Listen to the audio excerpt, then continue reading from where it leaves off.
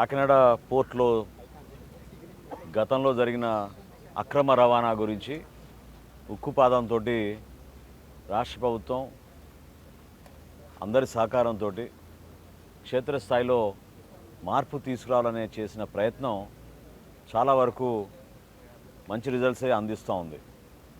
అయితే కొంతమంది లారీ యాజమానులు, అదేవిధంగా ఇక్కడున్న హమాలీలు, స్థానికంగా ఉన్న వ్యాపారవేత్తలు చిన్న చిన్న ఇబ్బందుల గురించి మా దృష్టికి తీసుకొచ్చినప్పుడు ఇవాళ ఉదయం అందరి స్టేక్ హోల్డర్స్ తోటి కలెక్టర్ గారి సమక్షంలో మా శాఖ నుంచి, అదేవిధంగా స్థానిక ప్రజాప్రతినిధులు, శాసనసభ్యులు అందరితో కూడా మాట్లాడి పోలీసు అధికారులతో కూడా చర్చించిన తర్వాత మాకు అర్థమైంది ఏంటంటే, గతంలో సుమారు 1000 నుంచి 1100 లారీలు ప్రతిరోజు కాకినాడ యాంకరేజ్ పోర్ట్కి బియ్యం సరఫరా కోసం రవాణా చేస్తూ ఉండేవాళ్ళు. ఆ పరిస్థితి మళ్ళీ తీసుకురావడానికి మేము చేయాల్సిన ప్రయత్నం ఏంటనేది మేము ఇందాక నుంచి చర్చించుకున్నాం. ఒకటేంటంటే, ఇక్కడ ఏర్పాటు చేసిన చెక్ పోస్ట్, దీన్ని బాంబే కాటా చెక్ పోస్ట్ అంటారు. దీన్ని ఇంకొంచెం ఆధునీకరణ చేసి సకాలంలో తక్కువ టైంలో, ఇప్పుడు ప్రస్తుతం ఒక్కో లారీకి 20 నిమిషాలు పడుతోంది, ఇంకా తక్కువ టైంలో దాన్ని చెక్ చేసే విధంగా మా ఎండి గారు దానికి తగిన ఏర్పాట్లు చేసే విధంగా కొన్ని నిర్ణయాలు తీసుకున్నాం.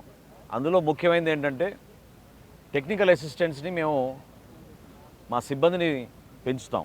దాదాపు 12 నుంచి 14 మంది మనకు అవసరం అనేది ఒక నిర్ణయానికి వచ్చాం. ఆ 12 నుంచి 14 మంది అదనంగా టెక్నికల్ అసిస్టెంట్స్ని ఈ వారం నుంచే మేము ఏర్పాటు చేసి ఇక్కడ జాప్యం జరగకుండా త్వరతగిన వాళ్ళని ఆ లారీని పంపించే విధంగా మేము కార్యక్రమం చేస్తాం. దీంతో పాటు ఎన్ఫోర్స్మెంట్ అనేది మాత్రం కాంప్రమైజ్ లేదు. చెక్ పోస్ట్ పెట్టకూడదు, చెక్ పోస్ట్ పెడితే ఇబ్బంది అవుతుందనే భావన, ఆలోచన ఎవరికైనా ఉంటే దయచేసి విరమించుకోండి.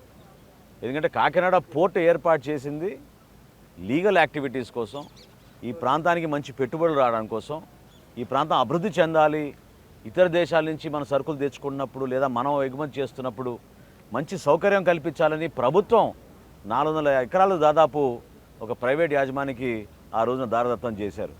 ప్రభుత్వానికి వచ్చేది ఏం లేదు దీంట్లో. ఇందాక నేను వివరాలు తెప్పించుకుంటే నేనే ఆశ్చర్యపోయాను. 400 ఎకరాలకి గాను ప్రభుత్వానికి వచ్చే సంవత్సరానికి కేవలం 40 కోట్ల రూపాయలు.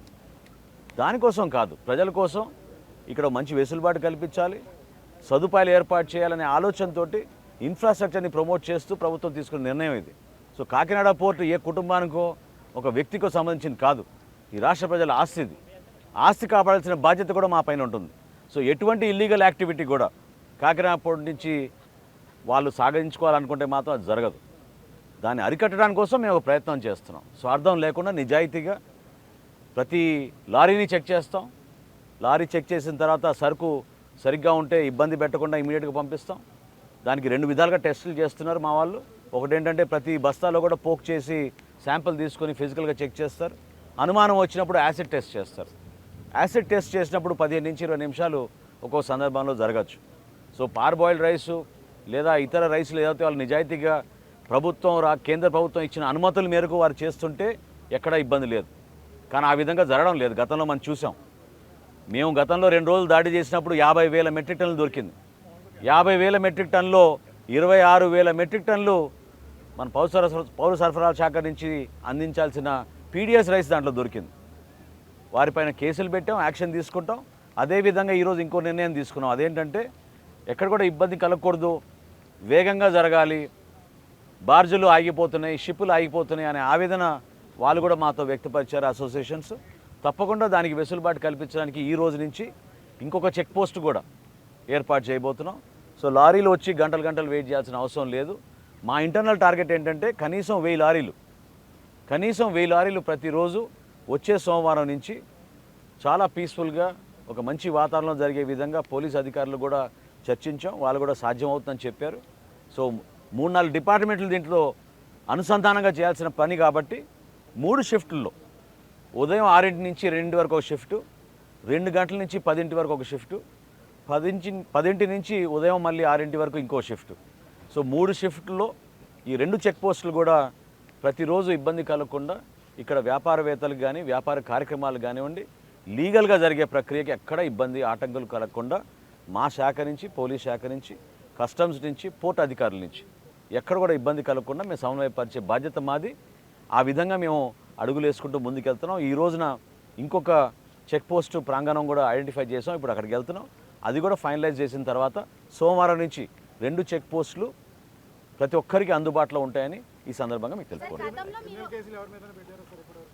ఏమండి, ఎఫ్ఐఆర్లు ఫైల్ చేసామండి. ఖచ్చితంగా వాళ్ళపైన క్రిమినల్ కేసులు పెడతాం. పోలీస్ యాక్షన్ తీసుకుంటుంది, ఇన్వెస్టిగేషన్ జరుగుతుంది. వారిపైన 41A నోటీసులు ఇచ్చి అరెస్టులు కానివ్వండి, ఇతర లీగల్ యాక్షన్లు కానివ్వండి, పోలీస్ అధికారులు చూసుకుంటారు.